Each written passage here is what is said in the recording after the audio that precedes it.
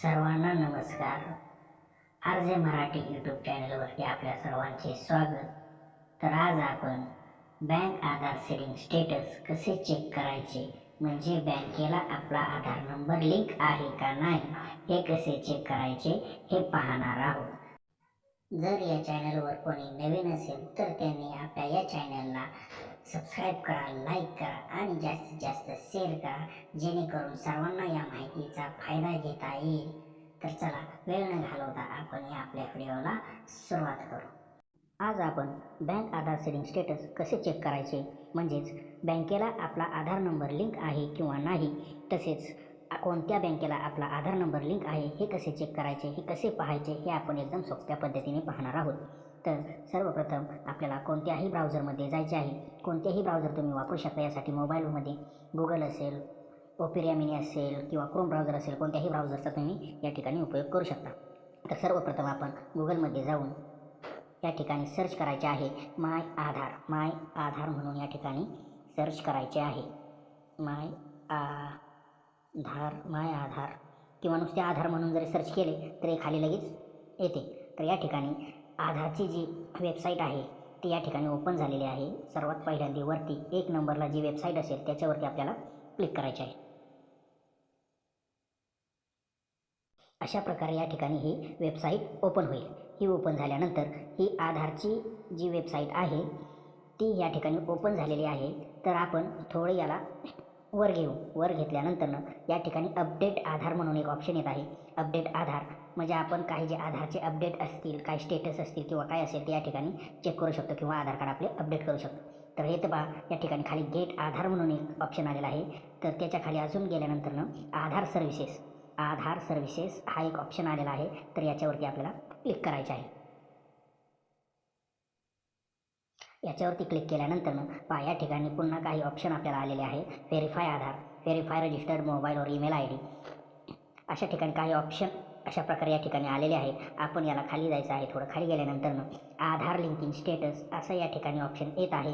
तर हे पहा या ठिकाणी Aadhaar linking status, bank seeding status असं दिलेलं आहे. खाली पण त्याच्या काय दिलेलं आहे, Aadhaar linking status, check Aadhaar validity. याच्यावरती क्लिक करायचं नाही. वरला जो ऑप्शन आहे Aadhaar linking status, bank seeding status, याच्यावरती आपल्याला क्लिक करायचं आहे. तर हे पहा, क्लिक केल्यानंतर या ठिकाणी आपल्याला या अशा प्रकारे पेज ओपन होत आहे.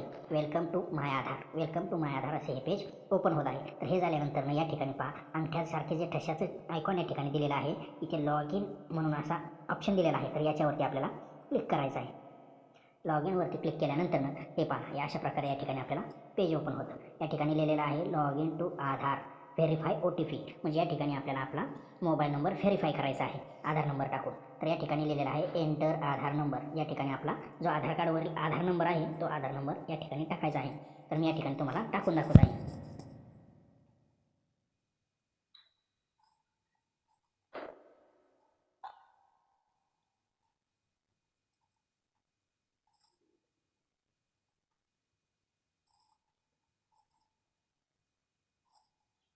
तर या ठिकाणी आधार नंबर टाकल्यानंतर या ठिकाणी एंटर कॅप्चा, हे शेजारीच आपल्याला तो कॅप्चा दिलेला आहे. तो कॅप्चा आपल्याला या ठिकाणी टाकायचा आहे.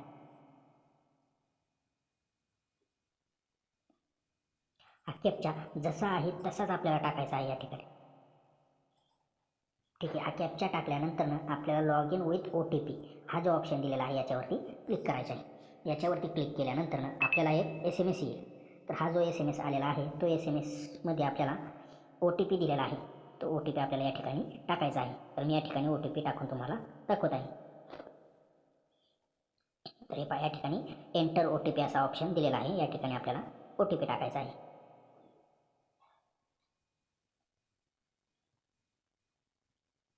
या ठिकाणी मी माझा OTP टाकलेला आहे. लॉग इन या बटनावरती आपल्याला क्लिक करायचं आहे.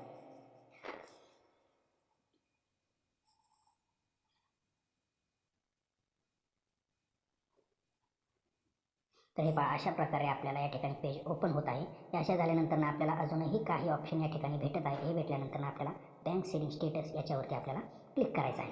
तर याच्यावरती क्लिक केल्यानंतर हे पहा पूर्ण असे संपूर्ण बँकेचे स्टेटमेंटचे तुम्हाला पेज या ठिकाणी ओपन होईल. तर या ठिकाणी तुमचा कोपऱ्यामध्ये एक फोटो असेल आणि या ठिकाणी congratulation your Aadhaar bank mapping has been done, म्हणजे तुमचे आधार कार्ड बँकेशी लिंक आहे असे या ठिकाणी दाखवत आहे.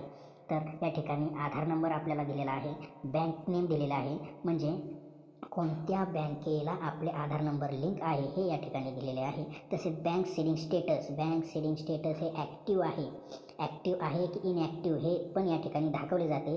तुमचे बँकेचे नाव असेल, जर या ठिकाणी इनॲक्टिव्ह असेल तर ते बँकेला लिंक नाही, ते लिंक होते पण ते बंद झालेले आहे असे त्याचा अर्थ होतो. तर या ठिकाणी DBTची कोणतीही योजना असेल किंवा DBT मार्फत जो तुम्हाला सरकार लाभ देणार आहे, तो लाभ तुम्हाला मिळण्यासाठी बँक सीडिंग स्टेटस ॲक्टिव्ह पाहिजे. ॲक्टिव्ह असेल तरच सरकारमार्फत जो काही तुम्हाला योजनेचा लाभ मिळणार आहे तो लाभ या ठिकाणी मिळेल. तर बँक सीडिंग स्टेटस या ठिकाणी ॲक्टिव्ह आहे आणि अपडेट केल्याची तारीखही या ठिकाणी दिलेली आहे. या ठिकाणी अपडेट केल्याची तारीख पण दिलेली जाते. तर या ठिकाणी the information provide the and links feature, जर या ठिकाणी तुमचे कोणते पैसे सरकारने या DBT मार्फत पाठवलेले असतील आणि ते पैसे तुम्हाला भेटले नसतील तर या ठिकाणी ते दाखवले जाते की तुमचे पैसे बँक सीडिंग स्टेटस इनॲक्टिव्ह असल्यामुळे ते पैसे तुम्हाला मिळालेले नाहीत.